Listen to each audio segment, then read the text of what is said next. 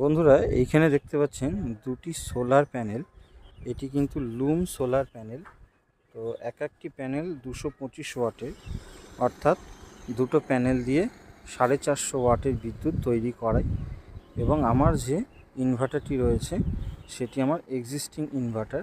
তো তার সাথে আমাকে শুধুমাত্র একটি এমপিপিটি সোলার চার্জার কন্ট্রোলার কিনতে হয়েছে, যেটির কাজ হচ্ছে যে এই প্যানেল থেকে আসা বিদ্যুৎকে অপারেট করে ব্যাটারিটিকে চার্জ করে দেওয়া, এবং সম্পূর্ণ বাড়ির লোডটি কিন্তু সেই ব্যাটারি দিয়েই কিন্তু চলে। তো বর্তমানে আমার বাড়িতে যতগুলো লোড রয়েছে, মানে দুটি ফ্যান, 4টি লাইট, একটি টিভি, কিন্তু এই দুটো প্যানেল দিয়ে চলে যায়।